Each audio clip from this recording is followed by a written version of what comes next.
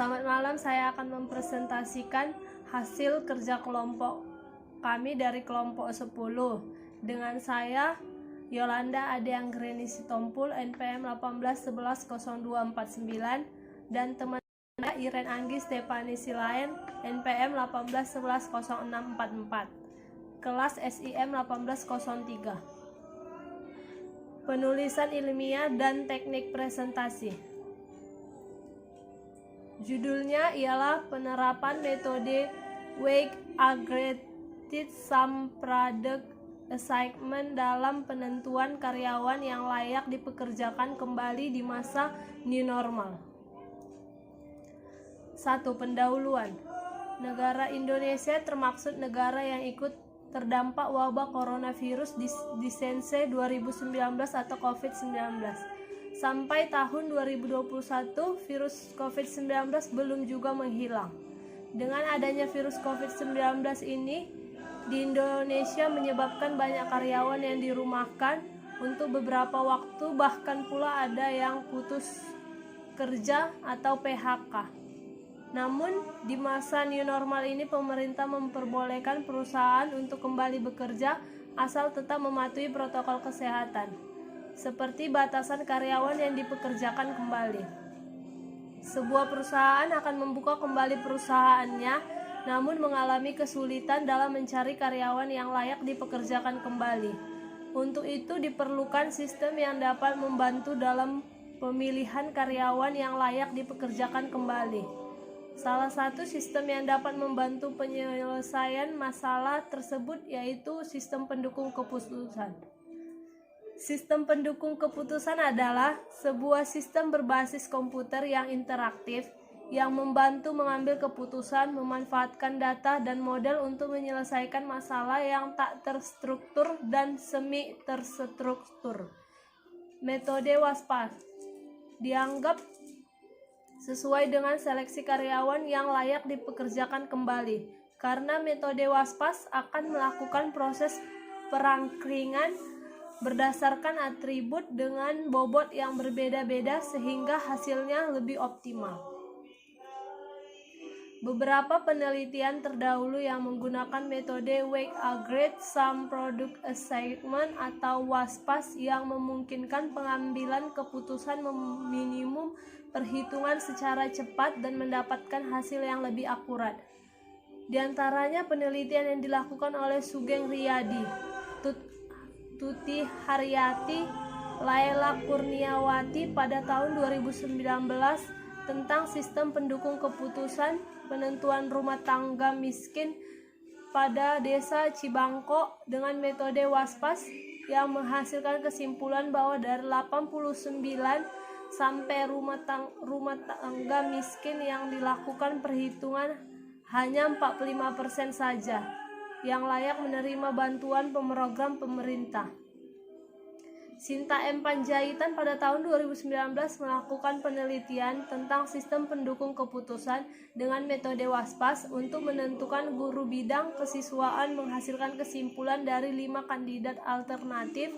Hanya ada satu alternatif yang paling layak dijadikan guru bagian kesiswaan dengan kriteria yang menjadi bahan pertimbangan SUFI atau WASPAS dalam penentuan penerima siswa bidik misi menghasilkan kesimpulan bahwa dari 5 alternatif yang dijadikan kandidat untuk penerima beasiswi bidik misi diperoleh satu alternatif yang merupakan alternatif terbaik sebagai beasiswa penerima. Pada penelitian ini dilakukan pengumpulan data-data karyawan, lalu mengurutkan datanya sesuai dengan kriteria dan melakukan perhitungan.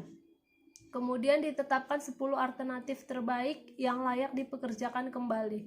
Diharapkan hasil penelitian ini dapat manajer dalam menentukan karyawan yang layak dipekerjakan kembali di masa new normal serta dapat mengurangi kesalahan dalam pemilihan karyawan yang kana dipekerjakan. 2. Metodologi penelitian. Tahap penelitian. Di dalam melakukan penelitian ini, penulis melakukan beberapa tahapan, diantaranya yaitu 1.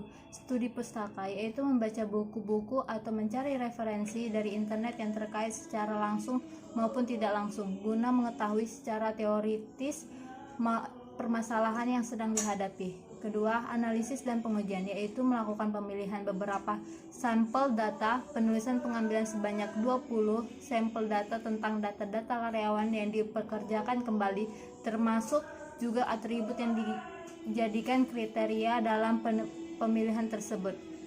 Penulisan juga melakukan pengujian penerapan metode Weighted Aggregate Sum Product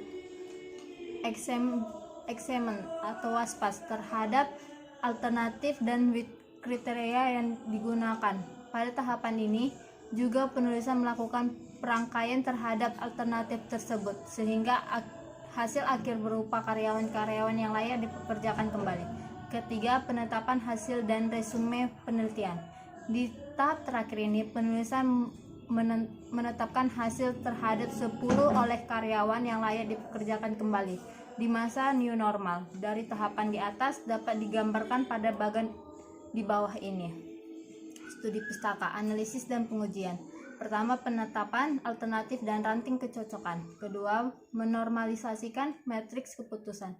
Ketiga, menghitung preferensi. Keempat, rankingan terhadap karyawan yang akan dipekerjakan kembali. Penetapan hasil dan resume penelitian. Penetapan karyawan yang layak dipekerjakan kembali. Penulisan laporan penelitian. Kedua, new normal. New normal adalah langkah percepatan penanganan COVID-19 dalam bidang kesehatan sosial dan ekonomi.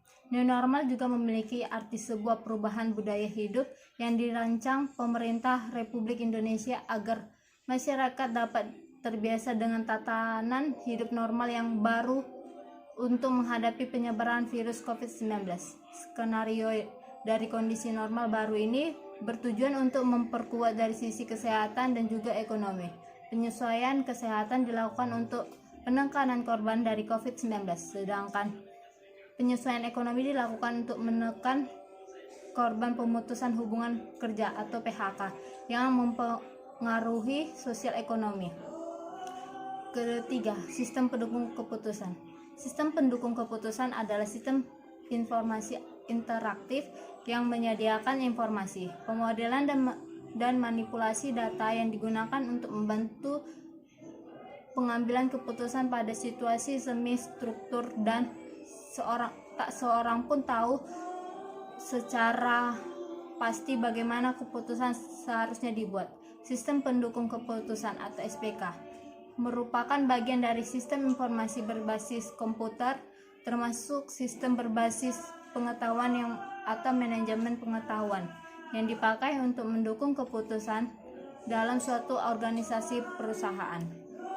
Keempat, metode Weighted Aggregate Sum Product Examen merupakan metode yang dapat mengurangi kesalahan-kesalahan untuk mengoptimalkan dalam penaksiran untuk pemilihan nilai tertinggi dan terendah. Metode WASPAS merupakan metode gabungan dari metode simple, additive, weighting atau SAW, dan weighting product atau WP. Adapun langkah-langkah dalam penyelesaian masalah menggunakan metode Weighted Aggregate Sum Product. 3. Hasil dan pembahasan. Pada proses penentuan karyawan yang layak dipekerjakan kembali, dibutuhkan sistem yang dapat membantu dan membuat suatu keputusan untuk para calon alternatif dengan cepat dan tepat. Untuk memudahkan manajer dalam penentuan karyawan mana yang layak dipekerjakan kembali di masa new normal. Penelitian setiap calon terhadap kriteria-kriteria yang ada dilakukan dengan metode penelitian yang bersifat kuantitatif. Salah satu metode perhitungan kuantitatif tersebut adalah metode WASPAS. Pada tahap awal pemecahan permasalahan, terlebih dahulu menentukan jenis-jenis kriteria dalam penentuan karyawan yang layak dipekerjakan kembali. Kriteria yang dibutuhkan dalam penyelesaian karyawan yang layak dipekerjakan kembali adalah status vaksin, prospek kerja, jumlah tanggungan, dan umur. Berikut cara kerja dari sistem ini adalah dengan mencari nilai bobot untuk setiap atribut, kemudian dilakukan proses perangkingan yang akan menentukan alternatif yang layak dipekerjakan kembali. Keempat, kesimpulan. Dari analisa dan pembahasan yang telah dilakukan, maka dapat diambil kesimpulan dalam pemilihan karyawan yang layak dipekerjakan kembali. Dan di masa new normal dengan metode WASPAS dapat membantu pengambilan keputusan dalam memutuskan alternatif A2 dengan hasil 0,9908, A14 dengan hasil 0,9662, A1 dengan hasil 0,9326, A11 dengan hasil 0,8671 dengan hasil 08646 dan adalah alternatif yang layak dipekerjakan kembali di masa new normal dengan kriteria yang menjadi pertimbangan agar mendapatkan suatu tujuan yang terbaik. Sampai di sini presentasi yang bisa kami bawakan. Terima kasih.